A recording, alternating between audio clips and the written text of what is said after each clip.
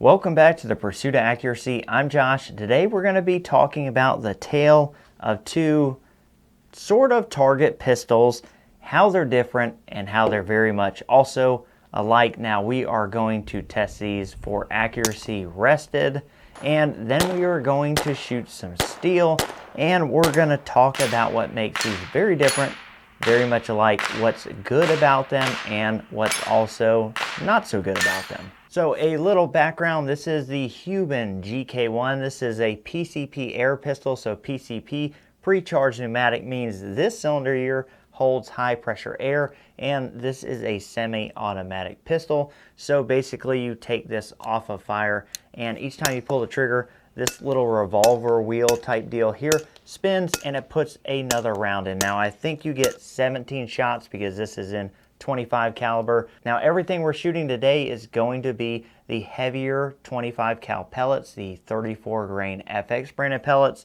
and we are shooting this about midway. So this is adjustable. You can turn this power down and you can turn it way up. Now the other handgun is the Volquartsen LLV, and that is the top part of this. Now the bottom part of this is my Ruger 2245 Mark III, and the original top to it is right here. But I did get the LLV upper for this. I have put thousands and thousands around out of the original upper on this pistol because this is actually the pistol and this is actually the pistol. Keeping it because I probably just need to do a spring refresh and it's going to be back up and running. But this is the upper from Volquartsen. As you can see, we have a compensator here. This is semi-automatic, and being in the 2245 Ruger platform, it actually takes 10 round mags. So from what you can deduce from that already, we have a powder burner 22 long rifle, we have an air gun 25 cal, we have a 17 round rotary style magazine that is fixed to the pistol. You cannot remove this, so you got 17 shots on board, and then you got to stop and reload this, or 10 round traditional 22 long rifle mags. But enough of that for now. Let's get out there and let's show you kind of how they shoot. Now keep in mind, both of these are running red dots. So we're shooting at 15 yards at 1-inch pasters. The dots are basically the size of the paster. We're just shooting this so you can see that both of these are in fact accurate pistols. Now this one has a fairly budget Amazon red dot. These guys have been beating me down to the ground. This is CV Life. Now this is a Chinese optic. It is very, very budget friendly. And I've shot this on like 2 to 3 guns now, and it's held zero and it's functioned fine. And for the price point, I think, it's a good budget buy. But it is a low budget optic. And man, those guys have probably emailed me 100 different emails over the last year to have me test one of these optics. And so I gave in, I did it. And so that's what this has. This has the CV Life from Amazon. I'll put a link down below to that guy. And this guy has the Burris Fastfire 4. I shot the Fastfire 2, I believe, but it's been a while, so I am shooting the Fastfire 4 on this, and so far that's also been great. But enough of that. Let's get out to the targets. Let's see them in action. So we do have a little bit of breeze, but we're going to shoot at the top left. And we'll adjust our impacts once we see where the group is. The trigger on this is very nice.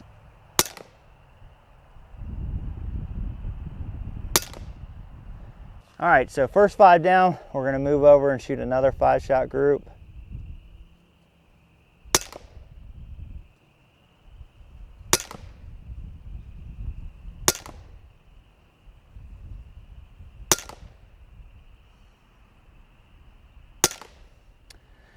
All right, so that is the GK1 air pistol in 25.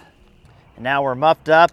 We're going to shoot the Volquartsen LLV on the 2245 frame with the Burris Fastfire 4.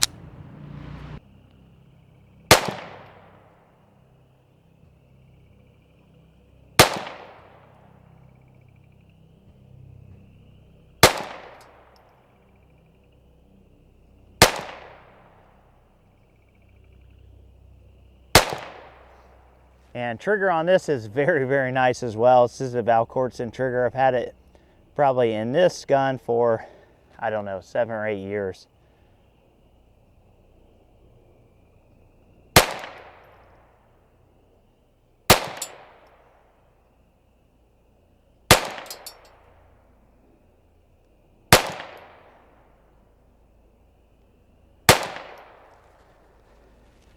So as you can see, they're both really accurate pistols, and this one had this Donnie FL Yokozuna on it, and this thing is freaking movie quiet. I mean, it is super duper quiet. There we go. Okay, so that was no suppressor. Suppressor. I mean, crazy, crazy different. And this actually is configurable. You can make this shorter or longer. I think I even have one baffle out of this because I didn't want it crazy long. But you can pick this up at Utah Air Guns, and they are the channel sponsor for us. And like I said, they do sell all the Donnie FL moderators. They sell all the cool airgun stuff. Now, this particular Huben GK1, you cannot get at Utah Air Guns. It's only sold one place in the U.S., and that is Aries Airgun Tactical. But for everything else, pellets, the moderators, the FX guns, all the other guns, all the cool stuff, the precision rifle stuff that we're always talking about here on the channel, Utah Air Guns, they are our channel sponsor, so thank you very much to them. Okay, so we're going to get some quick chronograph readings, and I have this turned up. As we said, it's adjustable. This thing is turned all the way up, and remember, we're shooting heavy for caliber 34 grain pellets, and we're just going to see what we can get here. 827, 804. All right, so hopefully you guys can read that. We were over 800 feet a second with this thing turned up. So what I'm gonna do is I'm gonna put a few more pellets in. I'm gonna turn it back to where I normally shoot it, because you're gonna struggle to get a magazine out of this shooting 34 grainers over 800 feet a second. And the gun was not filled up all the way, so might have to top this off, but we're gonna get it set back up, and then we're gonna show you what I think is the more practical setting for this. All right, so compressor and tank weren't full, but did top it up a little bit, and did turn it in to about where we were shooting it before. I'm gonna clear those out. We are gonna shoot this at about the power level we had before.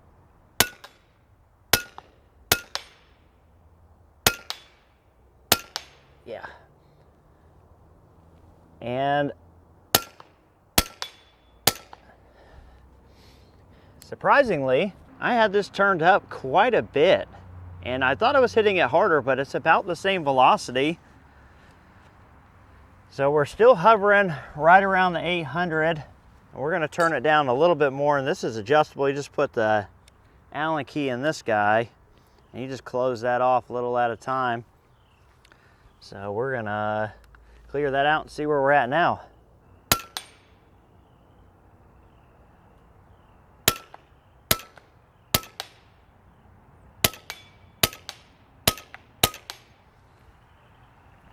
So I think that's gonna be the sweet spot there.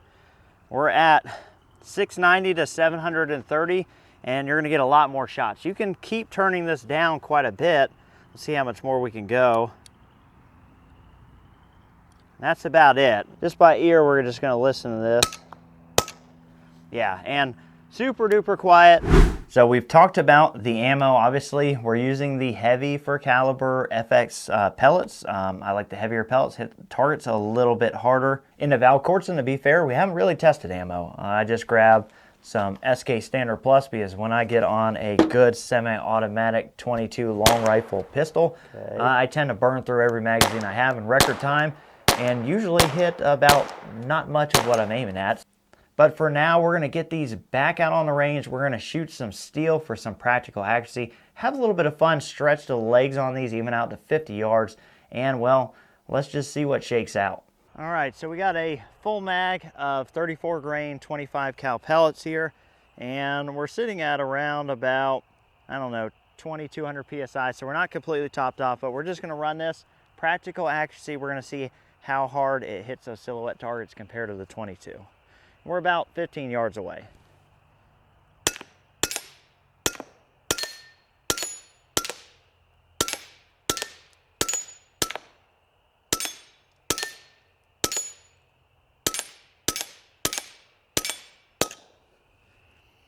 And let's see what the 22 does. All right, so now we're gonna run the Volquartsen. It was a little bit of right. Don't have my tool to adjust windage out here, but we were shooting right, so we're gonna see what the old We're gonna see what the old 22 can do here.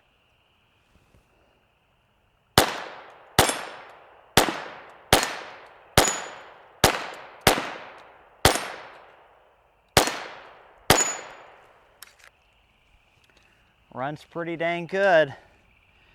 Couldn't connect on that little guy. Oh, we're gonna see what we can do about that. There it is.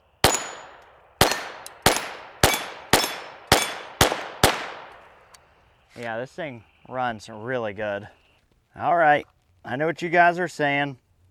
You may hear the rooster, so excuse him. You guys are saying, but what about from the bench, 50 yards? Well, let's work our way out.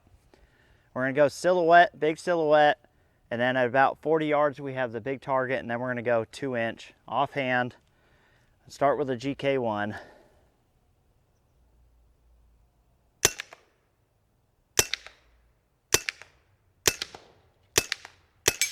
Okay, geez, that took me, I had to figure out a hold there, I'm not gonna lie. All right, 40 yards. Okay, let's go one more. Okay, now I got my hold. So we're holding about 6 inches high at 40. We're going 50. Oh! First shot?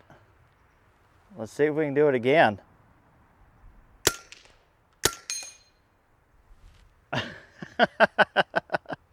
That's crazy.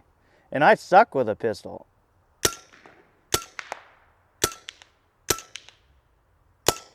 You are going to see me manually resetting this trigger in the next clip. And that is 100% my fault. And I wanted to tell you guys that because I didn't want you to think it was the Volquartsen trigger kit or the upper. It was 100% me. I adjusted this when I put the upper on, and it has an adjustable pre-travel and over travel. Now what I did was I adjusted the pre-travel too much, and what that does is it keeps the trigger rearwards a little bit. And when this gun, so if we hold this back a little bit and we reset this, it's not going to reset the trigger. And that's what I did. I adjusted the screw too far and it wasn't resetting the trigger. We need that trigger to go all the way forward so that when we break the shot, it can reset, and I messed that up. That is my fault, so let's get back to the bench. Let's get back to shooting this. Just wanted to stress that that is not the fault of this. It is my fault because I took the adjustment way too far trying to squeeze every little bit of this that I could out of it. But let's get back out there. Okay, so we got the big silhouette. I have this trigger adjusted way too tight. I've got to loosen up. It's adjustable when I swapped everything over. So it's not resetting as it should. It got a little dirty, and that's on me. We're going after 40 yard. Okay, it's about where I aimed. Yeah, this thing has over travel and like take up, and I have the take up way too close. So it's kind of coming back, but it's not resetting all the way. All right, not the fault of the upper by any means. It's, you know, my trigger job. All right, so we're going at 50 yard. Oh, right next to that guy. I'm resetting the trigger each time now. It ran fine earlier, but I have it right on the ragged edge of reliability, and that ragged edge expired. Oh! But this thing's a hammer. Again, the trigger job is something I did. It's been on this frame for a long time. I did kind of take it back up a little bit too much, obviously, when I put this on, because I was trying to set this up best I could. Went a little too far. Ah. I don't think.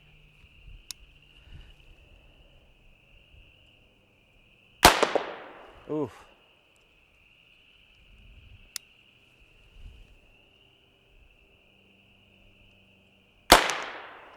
We've seen what they can do. We've had fun with both of these. Both of these are great guns in their own right, but they have their negatives. So let's start with the Huben GK1.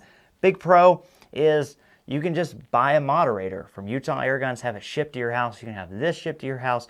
You can have a ton of backyard fun and maybe a place that you're not allowed to have a firearm, or even if you can, like I can. This is a lot of fun and super quiet, just really fun to shoot. And you can turn this up and it has some, as you can see, you saw in the chronograph footage, it's got some pop. You know, this thing is no joke. It is a lot of fun, but you are going to need to have access to air. So you're going to need to have that air somewhere around.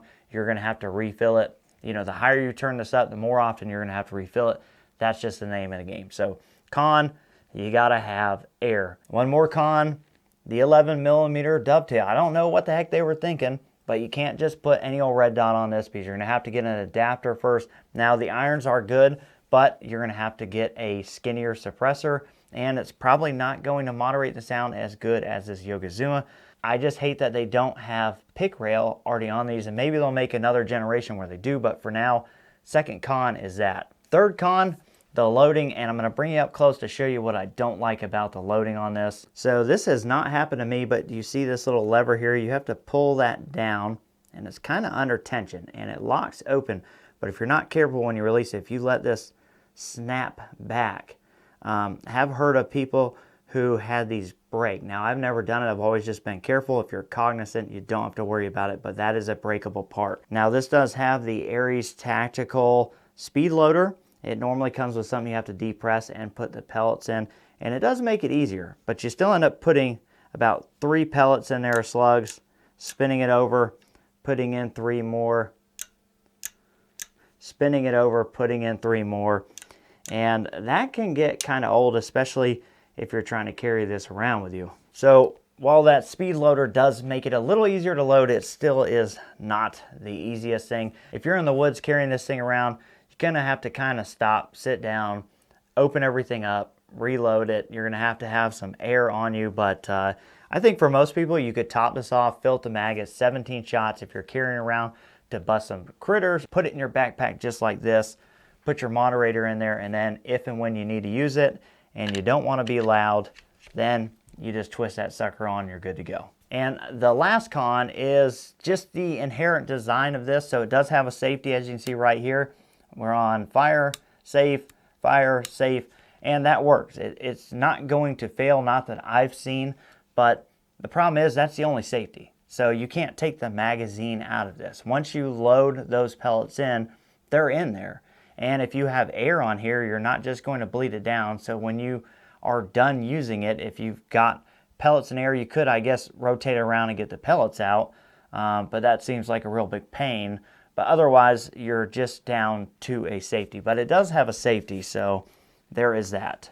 Now, the Volquartsen LLV upper, which is going to go on your Mark II, 3, or even the 4 2245 style pistols. A lot of good stuff going on here. This one actually has the Volquartsen trigger kit that we talked about earlier that I adjusted way too far, but we'll make sure it's clear. Outside of that, this trigger pull is just so light and it's just really good. And even now that I've adjusted it, it's still super short. Thing is just phenomenal. And again, that's my bad on that, but I show you guys what happens on camera. You know, I wasn't going to go back and re-record that. Totally my fault. It has nothing to do with the Volquartsen trigger kit. It has nothing to do with the upper. My stupidity. If you give me something adjustable, I'm going to adjust it too far to find out where its limits are and just happen to be on camera this time. As far as cons go, I would say it's just the magazines. And honestly, I'm screwed. This is Mark III.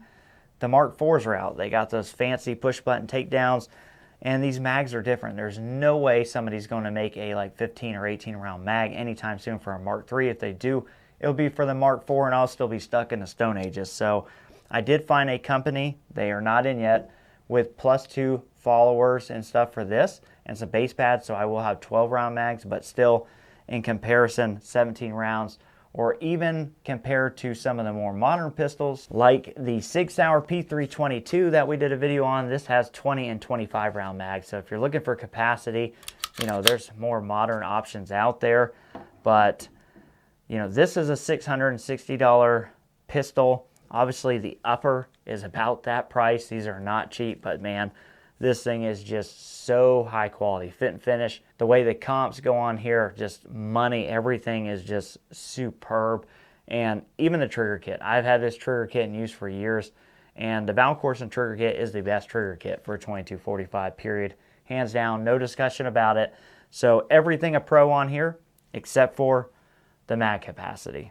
Well, I hope that this has given you a unique view on maybe something you haven't seen before, and maybe a fresh look on something you have seen before. If you got a Mark II or Mark III 2245 and yours is getting a little long in the tooth like mine was, you may want to take a look at the Volquartsen LLV upper. I'm freaking thrilled with this one. It's been really great.